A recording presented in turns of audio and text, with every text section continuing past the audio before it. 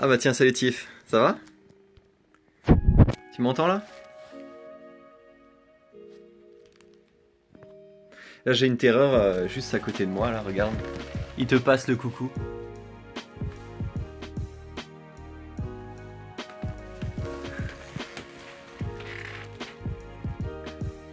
Alors ça va, c'est bon, c'est le week-end maintenant. Ah, salut Maxime. Ça va en forme? Ah. Alors je me fais tranquillement un petit live moi. Depuis... Ah bah parfait. Depuis la Norvège là. J'en avais plus fait, du coup je me suis dit que je vais en faire un. Ah bah forcément, j'étais sûr que t'allais kiffer le chat là. Salut Nira. Ouais, t'as vu? J'ai carrément un compagnon de live avec moi là. Ouais, n'empêche Maxime, ouais, j'en avais parlé je crois, tu m'avais pas vu. Mais j'avais fait un live en Norvège, donc il y a déjà de cela 2 semaines, hein, je crois. Ça fait déjà un petit moment. Ouais, tu m'étonnes. 2 heures de train? Ah ouais, c'est vrai que j'ai entendu ça sur Facebook. Il y a des gens qui disaient qu'ils n'arrivaient plus, quand ils étaient à Célestat ou à Strasbourg, ils n'arrivaient plus à prendre la ligne. Ah bah oui, forcément. Incident de personne, ça c'était sûr. Ouais, j'imagine que c'est bien relou comme ça le vendredi soir. Ça, il fait bien moche là.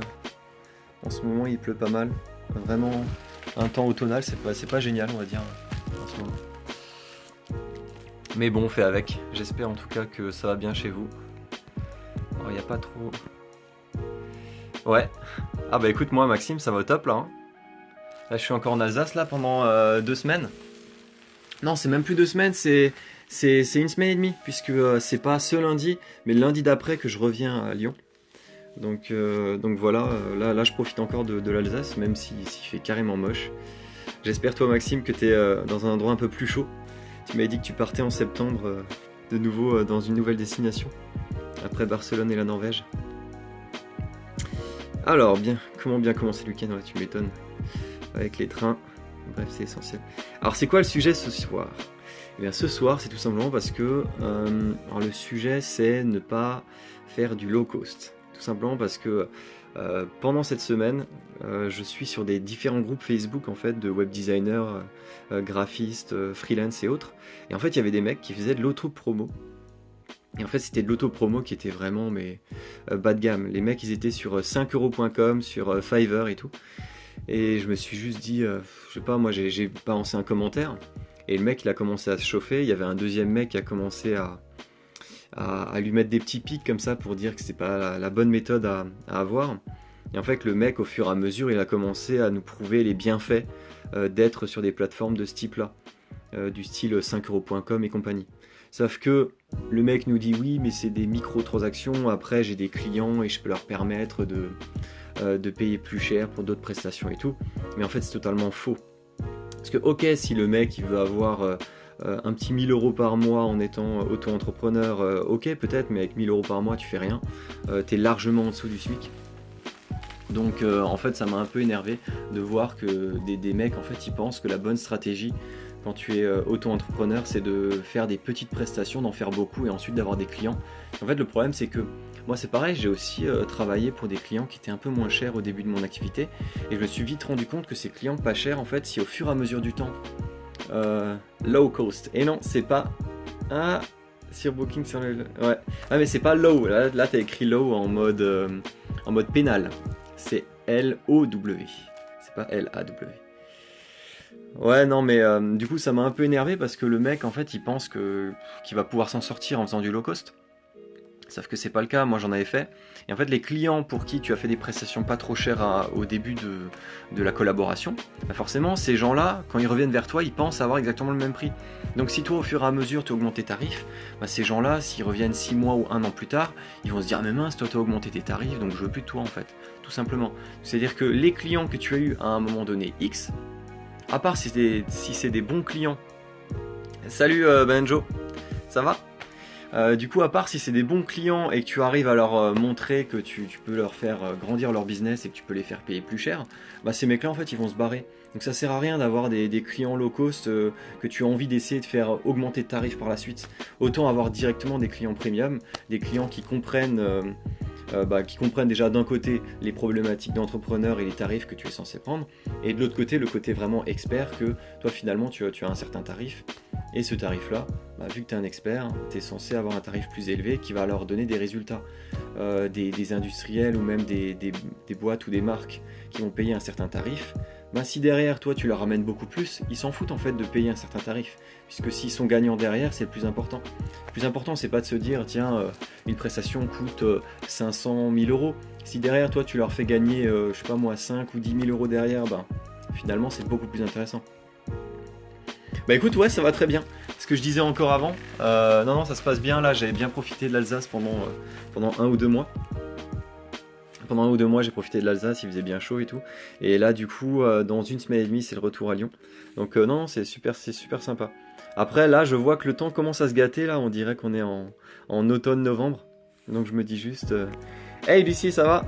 Du coup, je me dis juste que là, le temps, il est un peu pourri, donc heureusement que je rentre bientôt. Peut-être que ça sera à nouveau un peu mieux à Lyon. Mais voilà, en tout cas, j'ai bien profité pendant ces vacances, c'était cool. Hello tout le monde. Donc voilà, en gros, c'était juste le petit live. J'ai pris le petit sujet des petits graphistes low cost qui essaient de prendre des clients avec des tarifs totalement dérisoires et qui se disent après qu'ils vont réussir à avoir des bons tarifs avec ces mêmes clients en faisant des prestations de plus en plus chères. Sauf qu'à un moment donné, ça marche pas en fait. Au fur et à mesure du temps, les gens en fait, ils vont juste se dire ah ouais mais t'es trop cher. Puisque toi tu les as eu à un moment donné où t'étais pas cher du tout et puis au fur et à mesure, t'augmentes ton tarif, le client il va plus te suivre. Donc c'est pas vers ces clients-là qu'il faut se diriger. Donc forcément toi, Benjamin et Joseph, ça c'est certain, vous n'êtes pas là-dedans. Vous allez directement vers des clients qui doivent être des clients premium. Et ces clients premium, justement, vu que vous faites du sur-mesure, tu peux après augmenter les tarifs ou montrer que tu arrives à faire gagner quelque chose à sa marque. C'est pas des prestations low cost qui derrière vous permettront d'augmenter les tarifs au fur et à mesure, autant que directement vous ayez une prestation qui soit de bonne qualité et que vous puissiez faire payer plus cher justement à vos clients. Oui, justement, Tiffany, c'est carrément ça. Tu peux pas réussir à justifier la hausse des tarifs. À un moment donné, le client, il va juste choisir quelqu'un d'autre. Donc autant choisir directement quelqu'un qui est prêt à payer le tarif que tu voulais faire justement dans un deuxième temps. Moi, c'est ce qui m'est arrivé. Au début de mon activité, il y a 3 ans, j'ai eu quelques clients et j'en ai parlé justement dans une des vidéos que j'avais faites. Là, c'était la manipulation client et éviter le travail spéculatif. J'en ai bien parlé, c'est que j'ai donné des exemples réels où j'avais 2 clientes qui justement étaient low cost, clairement. Et en fait, au fur et à mesure du temps, moi, j'augmentais mes tarifs. Et ces clientes-là, en fait, je me suis clairement rendu compte que c'était des clientes en carton, finalement. Et quand je dis en carton, c'est juste parce que ces clientes en question, elles font appel à des offshore qui valent que dalle. Par exemple, des développeurs à 10 euros, alors qu'en France, un développeur, ça vaut 50, 60 euros de l'heure. Oui, carrément. En plus, ça, ouais, j'avais parlé un peu avec Joseph quand il y avait le phénomène Pokémon Go. On avait parlé, ça faisait un moment qu'on ne s'était pas vu. Et justement, c'est à ce moment-là que j'avais vu Joseph et qui m'a justement fait part du fait que l'atelier Ben & Jo commençait à décoller. Je crois que c'était à ce moment-là. Et que vous aviez pu commencer à trouver des clients réguliers. Et après, je ne sais pas exactement quel statut vous avez. Si vous êtes micro-entrepreneur ou si vous avez directement une SASU ou une SAS, un truc comme ça. Mais c'est clair qu'à un moment donné, tu as des locaux à payer, tu as plein de contraintes financières derrière, donc il faut que tu puisses réussir à avoir suffisamment de clients pour avoir une rentrée d'argent, j'imagine. Donc c'est pas comme si tu travaillais tout seul déjà, juste toi tout seul. En étant à 2, si vous avez une structure, vous avez des stagiaires, ou si vous bossez avec des photographes ou d'autres personnes, des structures un peu plus grosses, forcément derrière vous devez avoir des tarifs et des clients qui vous permettent de compenser l'ensemble de ces charges financières. Ah bah oui carrément, ah bah merci en tout cas Benji ou Jonathan ou Joseph, je sais pas. C'est clair parce que c'est ce que je vois, je pense que vous avez dû la plupart des conseils ou des trucs que je dis de temps en temps. Si vous avez vu un peu ce que je balance sur les réseaux, que ce soit YouTube ou Instagram, en fait clairement il y a des erreurs, on te l'apprend pas à l'école et au fur et à mesure du temps, il suffit juste de connaître en fait les erreurs à ne pas commettre pour que derrière tu puisses facilement faire ton job de freelance, trouver des clients, éviter de les perdre, réussir à avoir une hausse de tarifs et ce genre de choses. Ne pas se dire tiens finalement ton voisin lui il vend la chose moins chère, ou ton voisin il fait telle ou telle prestation. Non, regarde pas forcément ce que fait le voisin, c'est pas forcément bien ce qu'il fait. Donc vraiment regarde comment ça fonctionne chez des freelances chez qui ça marche bien, et ensuite essaie de reproduire un peu ce qu'ils font et ne fais pas les mêmes erreurs. Du client qualifié quand le client est en mesure de payer le free à sa juste valeur, et même les agences. Ah bah c'est exactement ça, ouais. Ah bah Lucie forcément, DA en agence de com, agence digitale, forcément elle a les bons tuyaux, et c'est exactement ça, c'est avoir le prospect qualifié, le client qualifié qui pourra te payer à ta juste valeur. Et ça fonctionne, comme tu dis, ça fonctionne pour les agences, c'est-à-dire trouver le client qui puisse permettre à l'agence de survivre, mais aussi dans l'autre sens, c'est-à-dire que si jamais un freelance veut aller avec une agence, bah aussi aller avec une agence qui puisse permettre aux freelance de vivre correctement. Par exemple, je suis en lien, je crois, avec une seule agence à Paris actuellement. Cette agence, je fais du motion design pour eux. Et justement, eux, ils payent bien. Mais par contre, j'ai pu le voir avec d'autres types d'agences, par exemple à Paris, où là, ils sont un peu à la dèche, les mecs, ils n'arrivent pas à trouver des clients. Du coup, ils font appel à des freelances et ils essaient de les payer en lance-pierre pour compenser les clients non qualifiés qu'eux-mêmes ils ont. Ou bien essayer de faire du profit là-dessus. Donc c'est pas forcément la bonne méthode à avoir. C'est vraiment essayer de faire payer tout le monde à sa juste valeur et de trouver les clients qui peuvent te permettre de payer. Par là au début, après. Alors oui, effectivement, on est passé par là au début. Après, il faut vite réagir et pas rester dans les erreurs. Ouais, c'est exactement ça. C'est qu'au fur et à mesure du temps, tu restes entrepreneur. Et en restant entrepreneur, il faut que tu essayes de voir les erreurs à ne pas commettre, te dire bon, ok, je fais des tests. Ça m'est aussi arrivé de me dire tiens, il y a tel ou tel client, je vais tester cette approche-là, je vais tester une autre approche, je vais voir comment augmenter le tarif à ce moment-là, faire cet effet-là. Et au fur et à mesure, tu vois un peu ce qui marche pas. C'est pas si dérangeant de perdre un ou deux clients, puisque finalement, c'est les erreurs qui te permettent d'avancer. Et c'est exactement ce que j'ai pu voir, je sais plus, une fois, je crois qu'il y avait un client je crois que c'était un de mes tout premiers clients. J'avais proposé un tarif et je me suis dit ouais mais c'est vraiment pas cher, du coup je vais augmenter le tarif une fois sur le devis. Bah le mec il a disparu parce qu'il s'est dit mais attends, il me propose un tarif et ensuite une fois qu'il me donne le devis il le double, c'est pas logique. Ou je sais pas, être trop familier avec un client, ou bien je sais pas, proposer un package supplémentaire, proposer d'autres choses. Il faut essayer de voir en fait, de tester avec tes clients qu'est-ce qui marche, qu'est-ce qui ne marche pas. Vaut mieux essayer des fois de ne pas avoir trop de clients et te dire tiens je reste sur ma ligne directrice, je reste sur ma tarification, et même si je perds de clients ou si j'en trouve pas, bah peut-être que c'est juste que je cherche pas les bons clients, c'est tout. Les fameux prospects qualifiés ou les clients qualifiés dont Lucet parlait juste précédemment. Envoyer de demande. Alors par contre ouais, je fais pas forcément participer les gens dans les vidéos comme ça parce que vu que je sais pas forcément qui c'est, ben, on évite d'avoir des combinaisons de vidéos avec des personnes qui n'ont rien à voir. Voilà. Donc tout, je sais pas de quoi tu voulais parler, mais si jamais tu veux parler pendant le live, n'hésite pas à l'écrire directement en commentaire, ça sera plus pratique comme ça. En tout cas, je sais pas si vous avez vu, mais j'ai fait une mini-série de vidéos sur le parcours professionnel, donc passage de l'étudiant à salarié, de salarié à slasher. Donc si vous ne savez pas ce que c'est, n'hésitez pas à regarder la vidéo sur YouTube. Et ensuite de slasher à freelance. Et ensuite il y a encore un bonus qui va arriver. Normalement le slasher à freelance, bah, c'était ce soir même que la vidéo est sortie. Et la vidéo de mardi, qui sera la dernière vidéo de cette mini-série, je vais la réaliser ce soir.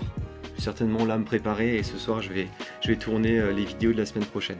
Comme je vais me déplacer à Lyon, bah comme ça j'ai une ou deux petites vidéos en avance. Donc voilà, que je pourrai toujours vous proposer mardi et vendredi. Et comme ça, pendant que je suis en train de faire mon déménagement et que je rentre à Lyon, ben, tranquillement, vous avez toujours les vidéos qui sont disponibles sur YouTube. Donc voilà. En tout cas, ce qui est sûr, c'est que là, le sujet de la vidéo, ça restait sur ne pas faire de low cost. Ah, j'ai un retour de vidéo trop tard, il faut que je rattrape tout ça.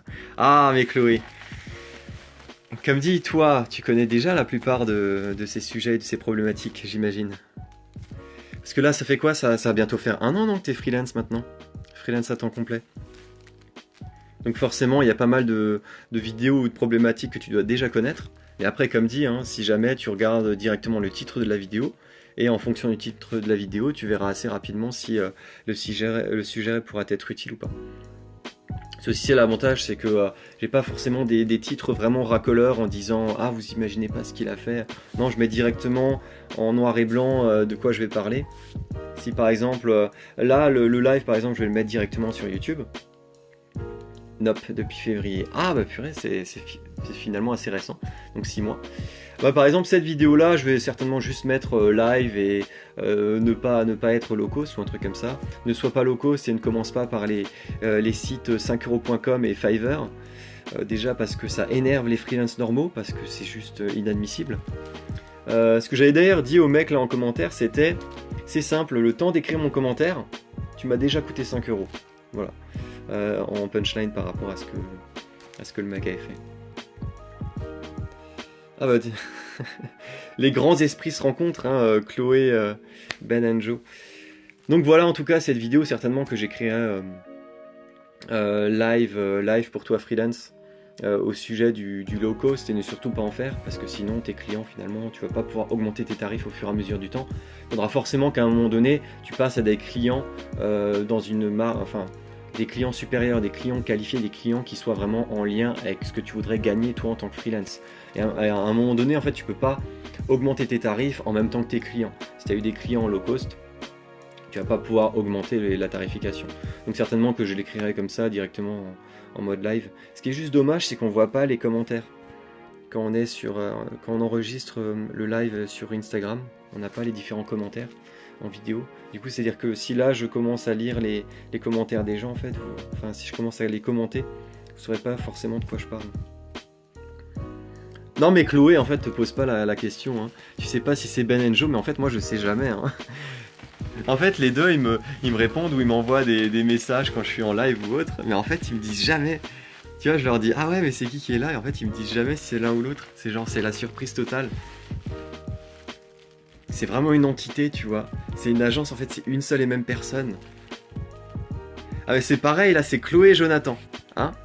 Qui est-ce que c'est, du coup? Est-ce que c'est Chloé ou Jonathan? J'aurais bien imaginé que c'est Chloé, puisque si tu étais là il y a encore 30 secondes sur le chat, tu as certainement changé de compte pour venir sur le live. Ça, c'est possible.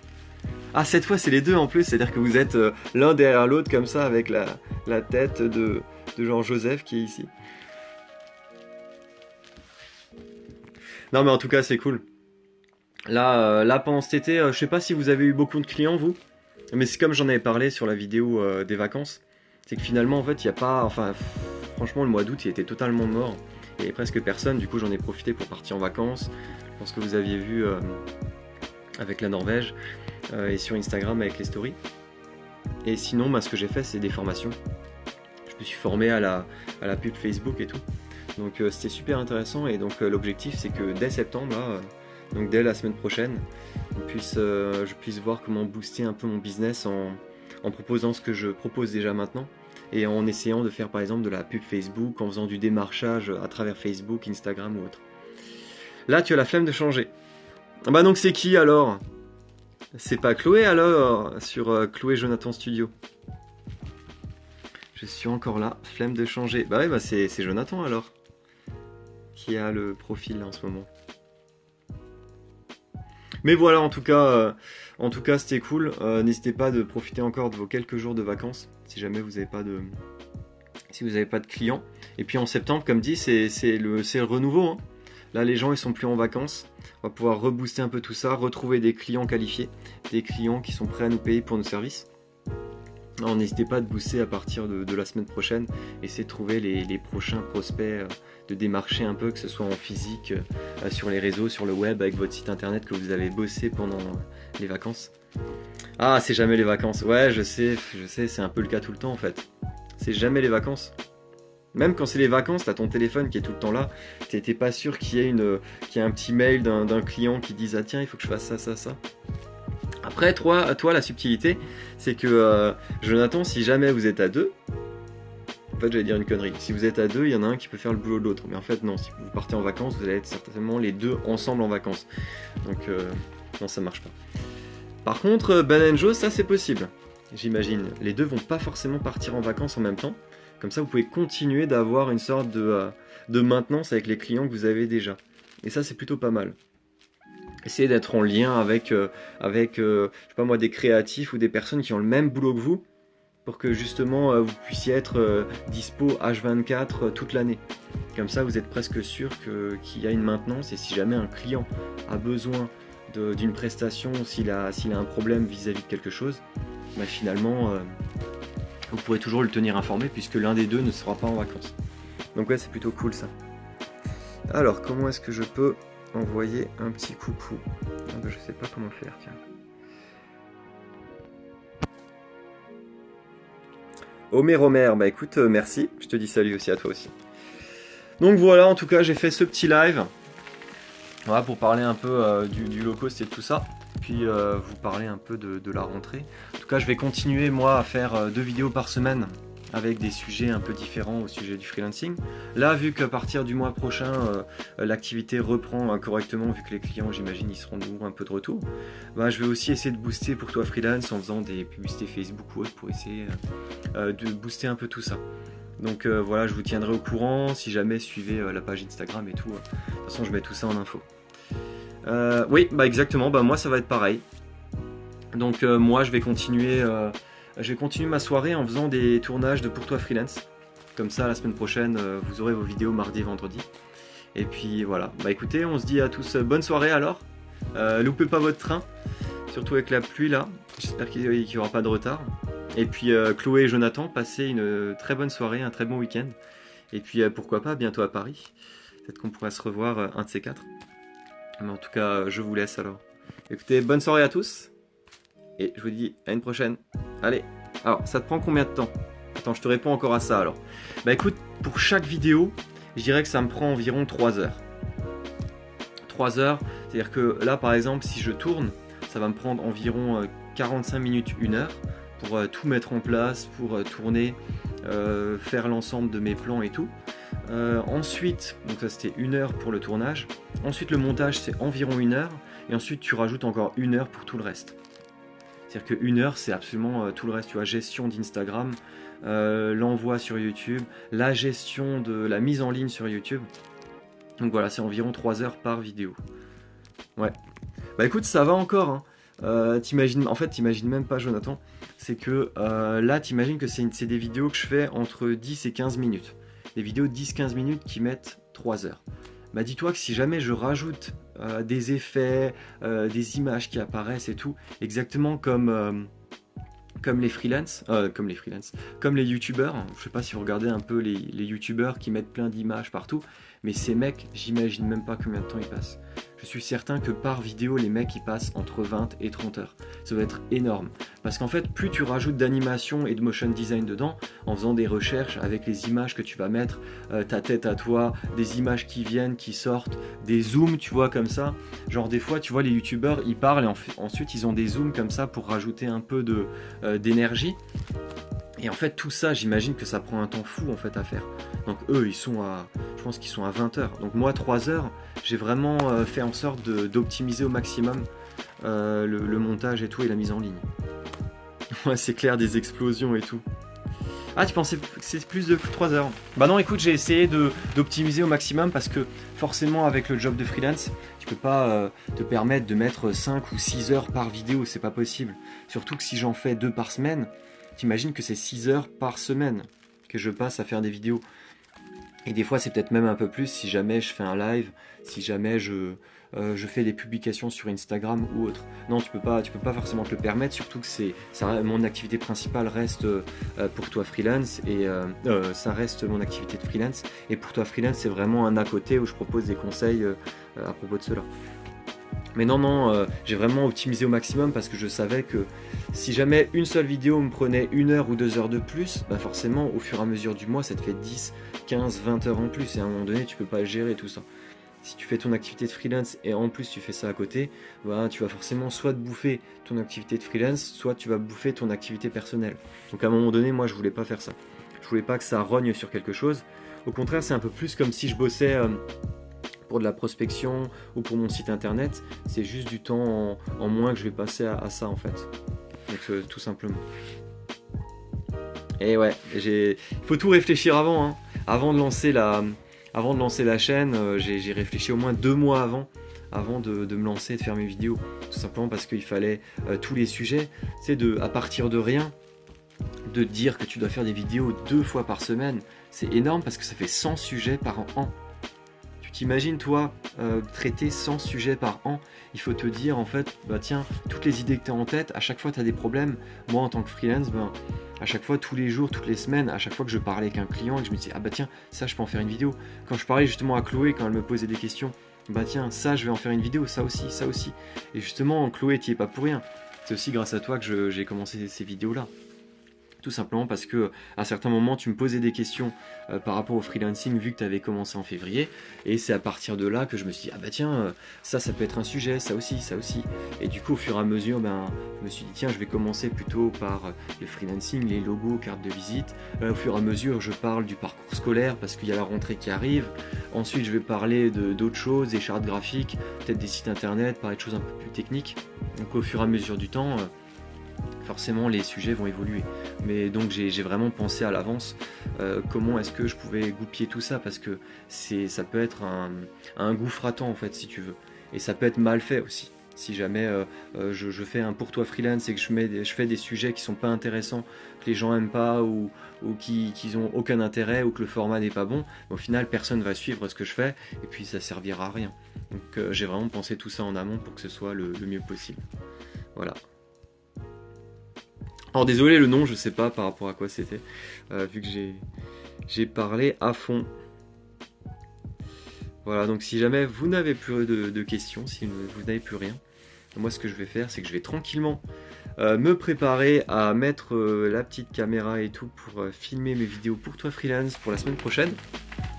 Et comme ça, j'aurai un petit week-end tranquille, je ferai un peu de montage et tout. Comme ça, les petits 6 heures de création et de montage des vidéos, je vais les faire ce week-end, vu que lundi, je ne serai plus disponible. Ou du moins, uniquement avec le téléphone. Donc voilà, j'espère que... Alors pour les 100 vidéos, je crois... non, t'as bien vu en fait sur Instagram, j'ai bien vu. Quand même, j'ai déjà fait 500 posts sur Insta, 100 vidéos YouTube, 100 abonnés. Là, il y a bientôt les 100 abonnés. Mais non, je fais pas encore de vidéos spéciales. C'est pas un cap aussi important, si tu veux. Faut le dire quand même, tu peux féliciter les gens comme ça, mais à un moment donné, 100 vidéos, c'est pas énormément, tu vois. 100 vidéos, 100 abonnés, au final, c'est énormément de personnes, 100 personnes.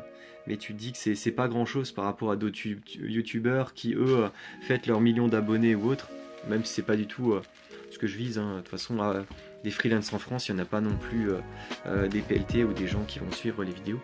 Mais bon, en avoir déjà un petit nombre, ce serait déjà pas mal de pouvoir aider beaucoup de freelances en France pour que le marché des freelances puisse évoluer. Ça serait franchement cool. Voilà. Bah écoutez, sur ce, Jonathan Studio, donc Jonathan, tu l'as bien résumé. Bonne soirée, bon tournage. Bah écoutez, je vous dis à tous une très bonne soirée à vous. Passez un très bon week-end et puis je vous dis à très bientôt pour toi freelance. Ciao.